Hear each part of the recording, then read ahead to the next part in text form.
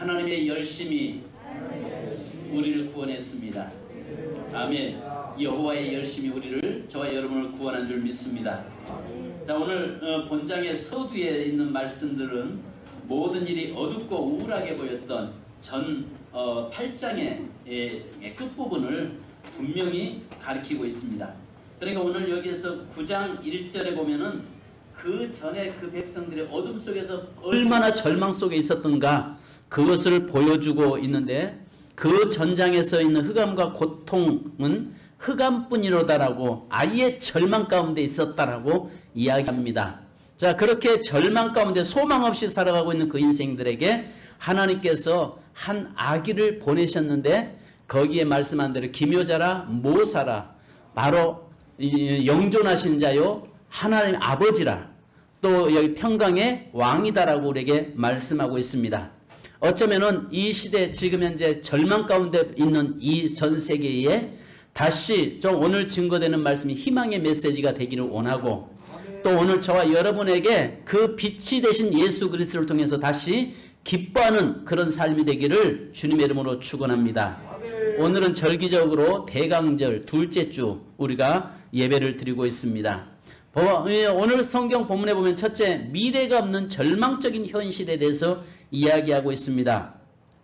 본문 내용은 절망의 현실입니다. 그래서 이사야서를 보면은 고통과 절망에 빠져 신음하는 이스라엘 백성들을 보게 되는데, 적어도 5장에서 9장에 이르기까지 흑암이라고 하는 단어는 여러 번 반복하고 있습니다. 반복은 강조를 의미하죠. 그만큼 이스라엘 백성에게 삶이 흑암이었고, 흑암이라는 것이 강조될 만큼 사람들에게, 이웃들, 나라들에게 이야기거리와 우스갯거리로 조롱을 받고 있습니다. 그래서 5장 30절에 보면 그날에 그들이 바다 물결소리 같이 백성을 향하여 부르짖으리니 사람이 그 땅을 바라보면 흑암과 고난이 있다라고 이야기합니다. 너무 고통스러워서 울부짖고 부르짖어도 앞이 보이지 않는 흑암과 고통만이 가득 차 있는 곳이다 라고 이야기합니다. 또 8장 22절에도 땅을 굽어봐도 한란과 흑암과 고통의 암흑뿐이니 그들이 심한 흑암 중으로 쫓겨 들어가리라. 벗어나는 것이 아니라 오히려 더 흑암 속으로 더 깊이 들어가는, 더 절망 가운데 빠지게 되었다라고 이야기합니다. 또 오늘 여기 9장 2절에 보면 흑암에 행하던 백성이라고 했습니다. 여러분, 아무리 좋게 보려고 해도 좋게 볼 수 있는 부분이 그 어느 것 하나 없는 그런 현실을 이야기하고 있습니다. 삶 전체가 암흑과 고난과 흑암입니다. 절망이고 소망을 가질 수 없습니다. 여러분, 한 가닥 희망의 빛이라도 보이면 그걸 붙잡고 일어날 수 있는데, 오늘 여기서 이사야서 5장에서부터 8장까지는 오히려 흑암 속에서 좀 빛을 찾으려고 하면 할수록 더 그 길을 찾아가는 것 자체가 흑암으로 더 깊이 들어가 버리는, 또 고난과 절망 가운데 빠지게 되는 그런 상황을 이야기하고 있습니다. 그런데 또 여기에 이사야서 6장 13절에 보면 그 중에 10분의 1이 남아있을지라도 이것도 삼키운 바 될 것이라고 말씀합니다. 이 무슨 말씀이냐면, 지금도 서글픈데 그 중에 90%가 없어지고 10%만 남아도 마지막 남은 인원까지 다 절망이고 흑암이라는 것입니다. 그러니까 그루터기처럼 완전히 다 베어버렸는데, 정말 마지막 그 10% 하나에 오는 것조차도 절망이다. 이것이 흑암이라고 이야기합니다. 그런데 나중에 더하다는 것입니다. 여러분, 이스라엘 백성들의 삶이 얼마나 비참하고 고통스러운가를 보여주고 있는 것입니다. 이런 상황 가운데 하나님은 이사야를 불러서 고통과 어둠과 절망에 빠진 이 백성들에게 위로하시고 소망을 주는 사명을 허락하시죠. 바로 그리고 그 약속의 증표로 한 아기를 말씀합니다. 그래서 이 아이를 통해서 장차 선민 이스라엘은 모든 흑암과 고통으로부터 구원을 받고, 이 아이를 통해서 장차 그들의 대적을 남김없이 심판하고 이 땅에서 몰아낼 것이며, 이 아이를 통해서 평화의 왕국 영원토록 세우실 것을 말씀하고 있습니다. 그러니까요, 아무리 희망이 있는 것처럼 보여도요, 사단이 잡고 있는 세상은요, 희망이 없다는 것입니다. 절망 가운데, 죄악 가운데 사로잡혀 있는 사람들의 삶은요, 고통과 절망과 사망이라는 것입니다.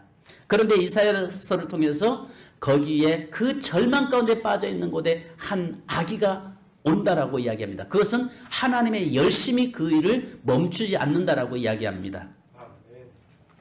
그래서 여러분, 여기에서 우리가 볼 수 있는 것은요, 특히 9장 1절에 보면 스불론과 납달리 땅은요, 기원전 732년에 아수르에게 점령당해서 아수르의 영토로 편입되었습니다.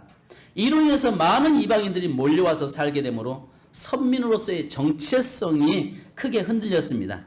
또 끊임없는 전쟁과 역사를 통해서 관심을 끌지 못했던 소외된 땅이고 갈릴리는 이방인 지역이 돼버리고 말았던 것입니다.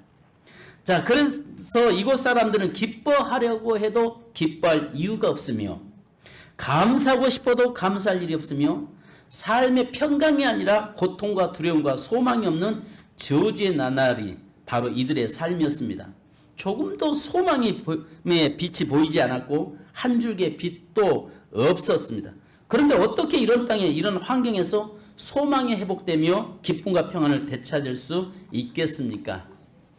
그런데 여기 보니까 이사야를 통해서 그런 환경 속에서 한 아기를 우리에게 보내는데 그것이 하나님의 열심이 있다. 하나님의 열심이 그 일을 이루시고 반드시 우리를 절망 가운데 있는 인생들을 웃게 하시는 하나님이시다. 이렇게 지금 말씀하고 있는 것입니다. 우리가 아시는 것처럼 애굽의 절망적인 상황 속에서 노예 생활을 하면서 소망 없이 살고 있는 정말 처절하게 울부짖고 있던 그 백성들, 산에 아이를 낳으면 다 나일강에 버리거나 아니면 내 손으로 죽여야 하는 그런 현실 앞에서 울부짖을 때 하나님의 열심은 그 백성을 포기치 않으시고 모세를 보내서 그 민족을 다시 일으켜 세우셨습니다. 할렐루야. 또 예수님의 초림 때도 로마의 압제에서 절망 가운데 빠져있는 그 백성들에게 예수 그리스도를 보내주심으로 바로 그 백성을 다시 웃게 만드셨습니다. 이것이 하나님의 열심이었습니다.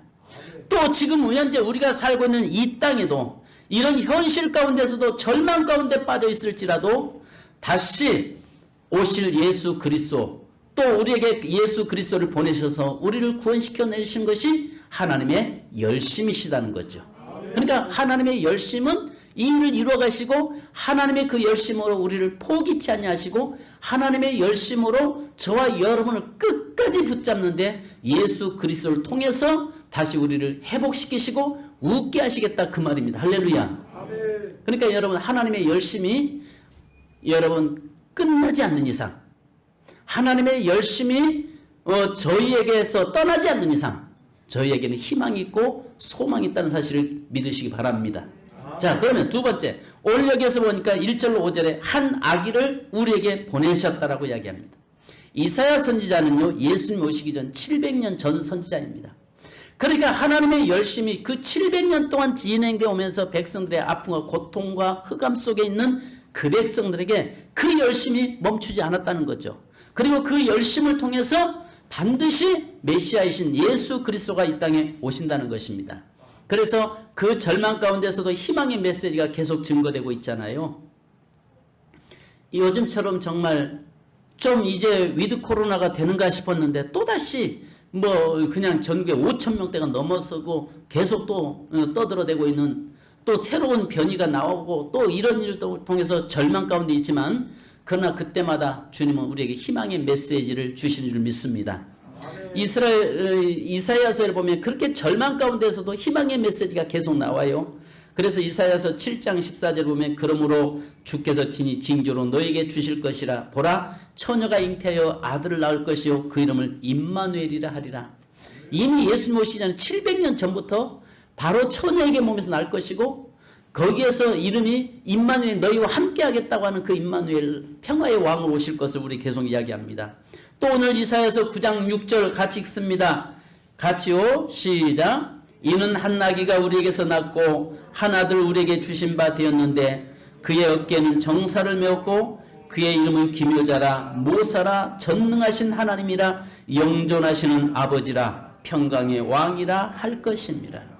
그러니까 이렇게 절망 가운데 빠져 있을 때마다 하나님께서는 그렇게 희망의 메시지를 우리에게 던져주고 계시는 겁니다. 오늘 저희가 여러분 이렇게 절망과 두려움 속에 있을지라도 하나님은 끊임없이 우리에게 희망의 말씀을 계속하고 계십니다. 왜냐하면 하나님의 열심이 포기되지 않는 이상, 하나님의 열심이 중단되지 않는 이상은 계속 우리에게 희망의 메시지를 주고 계시는 거죠. 그래서 700년 전에 예언됐던 그 말씀이 마태복음 1장 23절에 보라 처녀가 잉태하여 아들을 낳을 것이요 그 이름은 임마누엘이라 하리라 하셨으니 이를 번역한즉 하나님이 우리와 함께 계시다 함이라. 성도 여러분, 하나님의 열심은 멈춰지지 않는다는 사실을 믿으시기 바랍니다. 내 인생의 삶 속에 우리의 가정에 하나님의 열심은 중단하지 않는다는 것입니다. 이게 우리에게 희망입니다.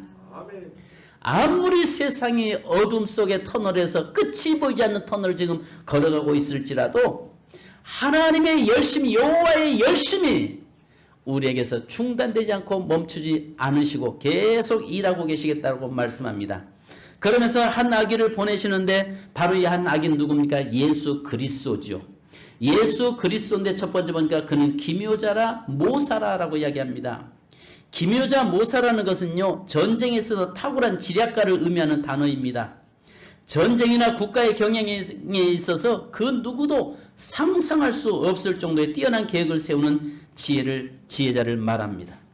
우리나라도 이런 지도자, 정말 기묘자 모사와 같은 이렇게 지혜가 탁월하고 능한 자가 좀 지도자가 좀 됐으면 좋겠어요. 그 밥에 그 나물이 돼서 다 똑같은 인물들이 돼서 이 나라 또 나오는데 좀 우리 백성들이 좀 지혜롭게 판단하고 결정하면 좋겠어요. 저는 아직도 정하지는 못했지만. 그러면 왜 기묘자 모사가 되어야 합니까? 예수 그리스도가. 오늘 우리는 인생의 전쟁터에서 살아갑니다. 인생 성공이 내게 있지 않습니다. 바로 모사이고 기묘자이신 예수님께 있습니다. 바로 하나님께서 우리에게 보내주신 그 신기하면서도 신비스러운 지략가 모사인 예수님이십니다. 예수님의 이름은 우리가 가진 능력을 뛰어넘어 기묘하게 하나님 나라를 내 안에 보여주시는 기묘자이고 지혜로 하나님 나라를 만드시는 모사의 주님이십니다. 그 사람의 지혜가 하나님의 어리석음이 훨씬 낫다라고 이야기하잖아요. 사람의 지혜, 아무리 사람의 지혜가 있어도 하나님의 지혜를 어떻게 따라갈 수 있겠습니까? 그런데 오늘 성경에 보니까 하나님의 지혜, 바로 그 기묘자, 그 모사로 이 땅에 오셨다고 말씀합니다. 예수 그리스도는 여기 한 아기가 오는데 평강의 왕으로 오신다고 합니다. 여러분, 세상의 왕은 통치 개념입니다. 백성들을 돌보는 책임자로서의 왕입니다. 저는 여러분 떠나면서 이번에 전두환 씨가 떠났잖아요. 마지막까지 떠나면서 좀 사과 한마디 하고 떠나면 내가 잘못했습니다.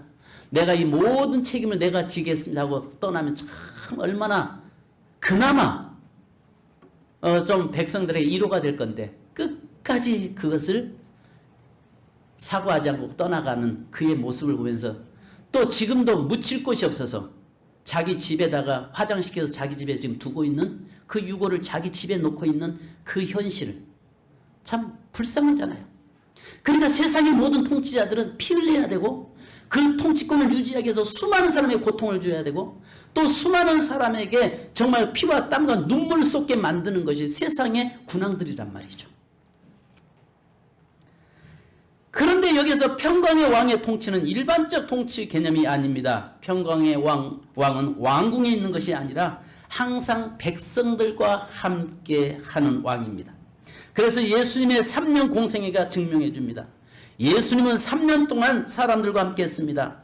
변화산 사건이 일어날 때 베드로가 줄을 지어서 모세를 위하여 이곳에 집을 짓고 이곳에 삽시다라고 이야기하지만 예수님은 단호하게 거부하고 바로 그 귀신을 위해서 고통하고 신음하고 있는 그 백성에 내려와서 그들과 함께 하시며 그들의 문제를 해결하신 우리 평강의 왕이셨습니다.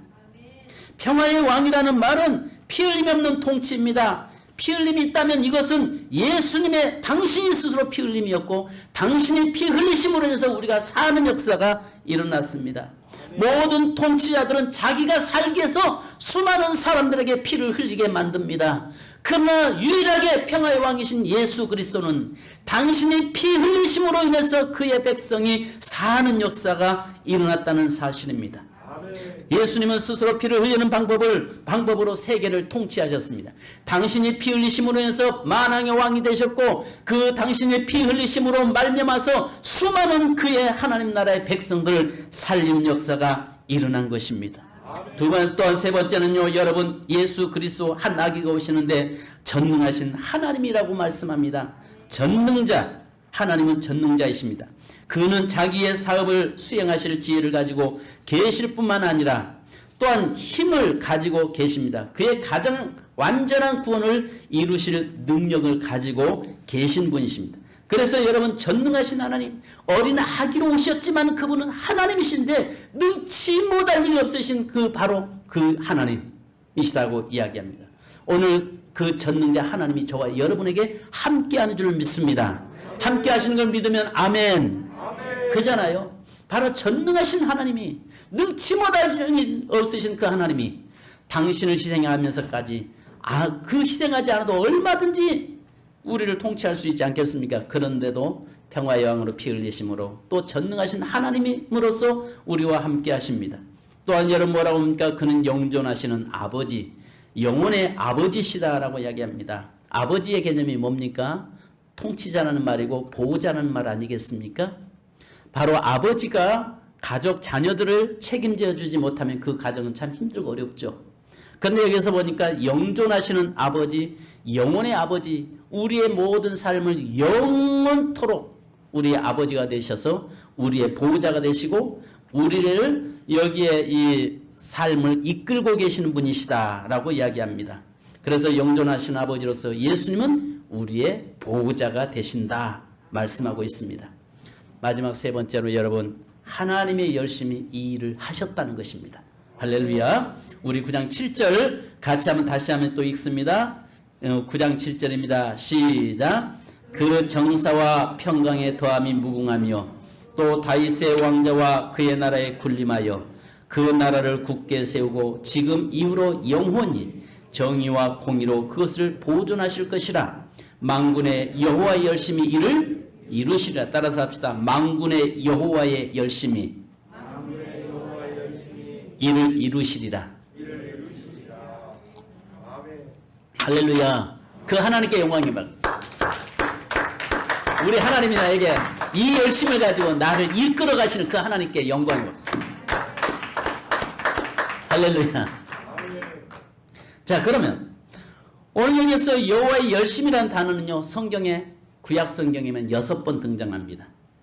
모두 그 백성들을 이기 속에서 건지실 때에 사용되었습니다. 그래서 열왕기하 19장 31절에 보면 남은 자는 예루살렘에서부터 나올 것이요 피하는 자는 시온산에서부터 나오리니 여호와의 열심히 이 일을 이루리라 하셨느니라 하시니라. 이사야서 37장 32절에 보니까 이는 남은 자가 예루살렘에서 나오며 피하는 자가 시온산에 나올 것임이라. 만군의 여호와의 열심히 이를 이루시리라.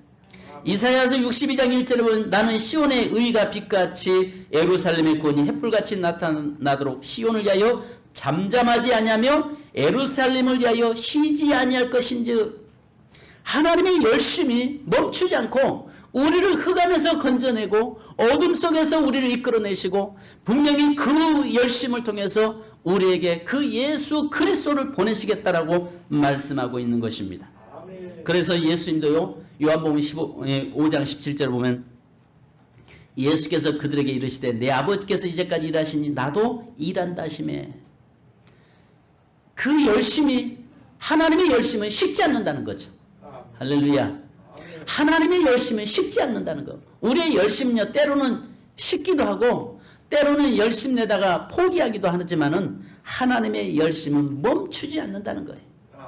그래서 예수님 때도 하신 말씀이 하나님께서 쉬지 아니하시니 나도 일하신 나도 쉬지 않고 일한다.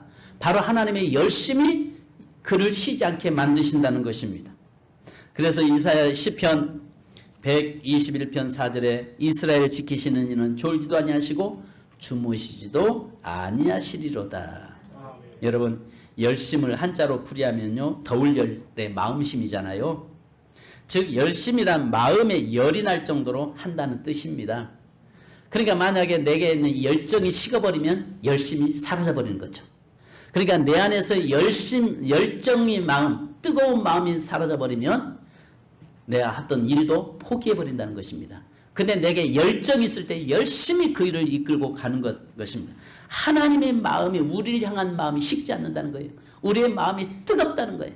우리의 마음이, 하나님의 마음이 우리를 구원시키고 살리기 위해서 그 마음이 아주 뜨거워서 멈추지 않고 그 일을 계속 이루어 가시겠다는 거예요. 그래서 흑암 가운데 있는 백성들에게 예수 그리스도를 보내시고 그 예수 그리스도를 통해서 다시 회복시켜 주시겠다라고 말씀하는 겁니다. 아멘. 여러분, 올 한 해도 이제 성탄절이 멀지 않았습니다. 바로 이 땅에 오신 예수 그리스도의 그 하나님의 열심으로 예수 그리스도가 오셨고 그 예수 그리스도를 통해서 내 삶의 죄와 사망의 법에서 우리가 자유케 된 줄로 믿으시기 바랍니다. 그래서 예수님의 이대한 구원의 사역은 하나님의 열심히 이를 이루었다고 말씀하고 계신 것입니다. 성도 여러분, 오늘도 저와 여러분에게 하나님의 열심은 멈춰지지 않습니다. 하나님의 열심으로 오늘 우리가에게 예수 그리스도를 보내셨는데 그 예수 그리스도는 기묘자라 모사라 평강의 왕이라 영존하신 아버지라. 할렐루야. 바로 그 지혜로 우리를 이끄시고 보호자로 이끄시고 하나님으로서 우리를 이끌고 하시는 그 주님 안에서 모두가 다 빛 가운데 거하는 삶 되기를 주님의 이름으로 축복합니다. 기도하겠습니다. 이 시간에 우리 합심으로 기도하는데 하나님, 바로 그 하나님의 열심이 우리의 가정에서도 멈추지 않게 하심에 감사합니다. 하나님의 열심으로 예수 그리스도를 보내시고 그 열심으로 우리를 어둠 속에서 빛 가운데 이끌어 주심에 감사합니다. 이 시간 우리 기도하겠습니다. 할렐루야. 거룩하신 아버지, 은혜 주심으로 감사합니다.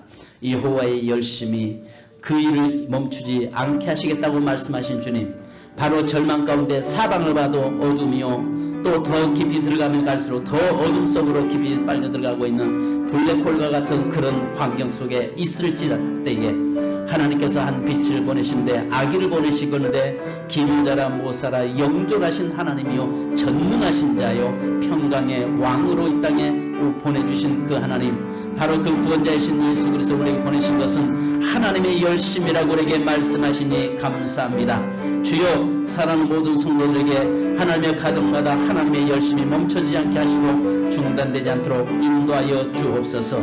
이 시간도 주의 성령께서 함께하여 주실 줄로 믿습니다.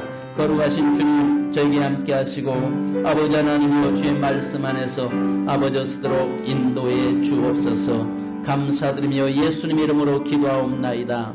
절망 가운데 빠졌던 백성에게, 흑암 가운데서 헤매고 있는 백성들에게, 갈 길을 몰라 방황하며 고통과 절망에 사로잡혀서 탄식하고 있었던 그 백성에게 한 아기를 보내시는데 기묘자라 모사라 영존하신 하나님이요 평강의 왕으로 이 땅에 예수 그리스도를 보내주신 주님, 이 시대야말로 정말 흑암 속에서 고통, 절망과 고통 속에 있는 이 현실에 하나님, 이 땅에 예수 그리스도를 우리에게 보내주심에 감사드립니다. 이것은 바로 하나님의 열심히 그 일을 이루고 계시다고 말씀하시니 감사합니다. 무엇보다 사랑하는 성도들에게 가정마다 하나님 이 열심이 멈춰지지 않기 원합니다. 하나님의 열심으로 우리를 구원해 주시고 하나님의 열심으로 인해서 우리에게 예수 그리스도를 주셨사오니 하나님이여, 이 시대에도 하나님 가정마다 재단에 하나님의 열심을 통해서 하나님 놀라운 구원의 역사가 일어나도록 인도해 주옵소서. 예수 그리스도의 이름으로 기도하옵나이다.